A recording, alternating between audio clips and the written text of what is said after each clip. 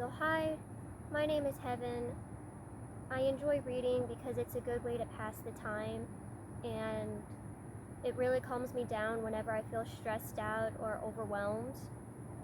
And it's a favorite time to read is during a blackout. The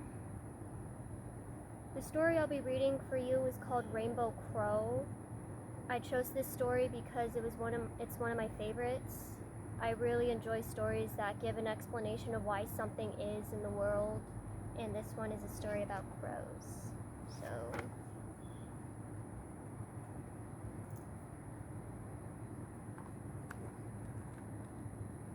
long, long ago, before two-legged walked the earth, the weather was always warm and the animals were happy.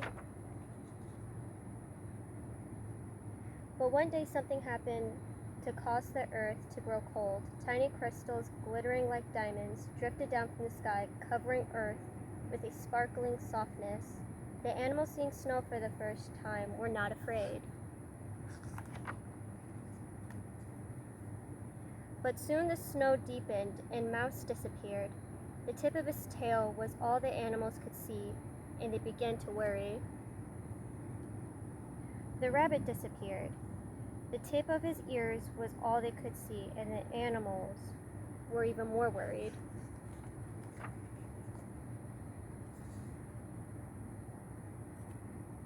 At last they gathered together in a clearing deep inside the forest to talk about the weather. What was needed, they decided, was a messenger to travel at once to tell the great sky spirit and ask him to stop the snow. But who would be willing to leave the earth and visit the distant place where the sky spirit dwelled?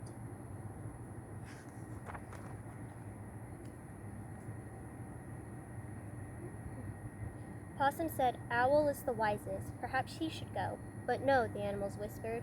"He might get lost in the light of day, so Owl should not go." The Beaver said, "Perhaps Raccoon should go." "But no," the animals argued. "He might follow his tail instead of his nose, so Raccoon should not go." Then Skunk said, "Perhaps Coyote should go."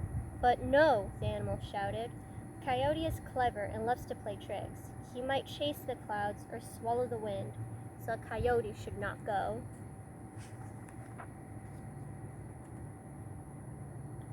Screecha, screecha, scratcha, scratcha. Yippee yappa, howl, howl he howl. The noisy animals screeched and howled because they could not decide who should visit the great sky spirit and ask him to stop the snow.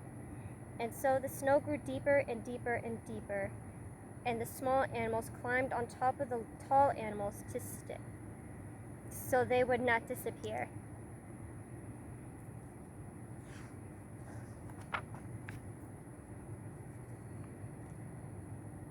Suddenly down from the tallest tree flew Rainbow Crow, the most beautiful bird on earth, who called out to all of the animals below in the sweetest voice of all the birds, and he sang, "I will go, I will stop the snow." And the animals, happy at last to have Crow as their messenger, chanted a song of praise. "Aya, aya, aya, aya. Ring, Rainbow Crow. Stop the snow, Crow.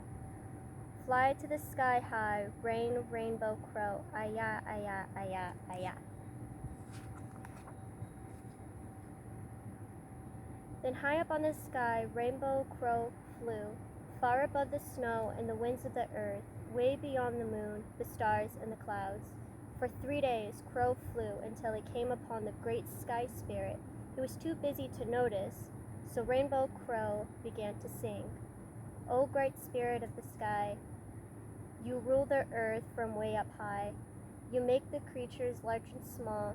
You are the ruler of us all. You made the trees and flowers grow. You cause the wind and clouds to blow. You make the rain. You make the snow. You make the cold of earth below. O great spirit in the sky, for you I sing this lullaby." The great sky spirit stopped to listen. Never before had he heard such a sweet voice sing such a beautiful song. He told Crow to choose a gift. Now Crow knew that far below on the earth, the snow was getting so deep that soon all the animals would disappear. So he asked the Great Spirit to stop the snow. The Great Spirit replied, "No, Crow, I cannot stop the snow, for snow has a spirit of its own. When the snow spirit leaves the clouds to visit with his friend, Wind Spirit, the snow will stop, but earth will still be cold." So Crow asked the Great Spirit to stop the cold. The Great Spirit replied, "No, Crow, I cannot stop the cold. All I can do is give you the gift of fire. Fire will keep you warm and will melt the snow, so that your friends will be content until warm weather returns." The Great Spirit picked up a stick, put a bit of fire on the end of it, and handed it to Crow. I will give you this gift but once. Hurry, fly back to the earth before the fire disappears." And off Crow flew. On the first day, as Crow flew down, showering sparks of fire darkened his tail feathers. On the second day, as Crow flew down, the fire burned brighter and the stick grew shorter, and all of Crow's feathers were covered with soot. On the third day, as Crow flew down, the fire was so hot and the stick was so short that smoke and ash blew into Crow's mouth, and his voice became cracked and hoarse. Caw, caw.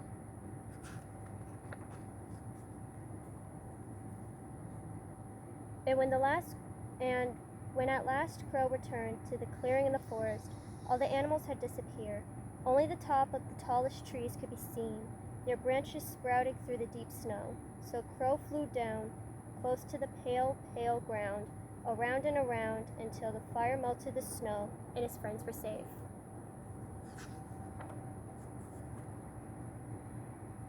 And this tiny stick of fire became the grandfather of all fires.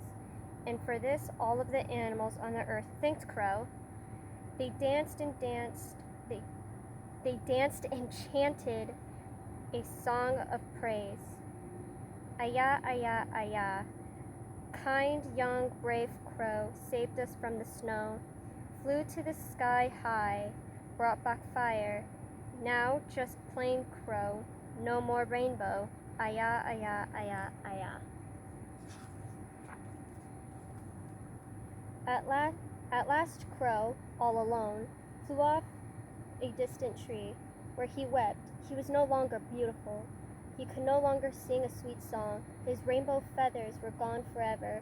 When Snow Spirit emptied the clouds and joined Wind Spirit, the snow stopped, but Crow still wept. The Great Sky Spirit heard Crow and came down from the sky, and when he saw Crow, he said, "Soon the two-legged will appear on earth. He will take the fire and be master of all of you. For being so brave and unselfish, I give you the gift of freedom. The two-legged will never hunt you, for your meat tastes like fire and smoke. The two-legged will never capture you,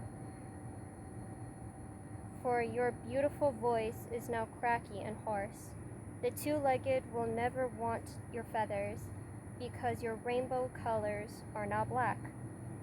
But your black feathers will shine, and they will reflect all the colors on earth. If you look closely, you will see." Then Crow looked, and he saw hundreds of tiny rainbows shining on his black feathers, and he was content. The Great Spirit returned to his home in the distant sky, and Crow happily returned to his friends in the forest, proud that he was now Black Crow, with shining feathers full of tiny rainbows. The end. I hope you enjoyed this story. It's one of my favorites.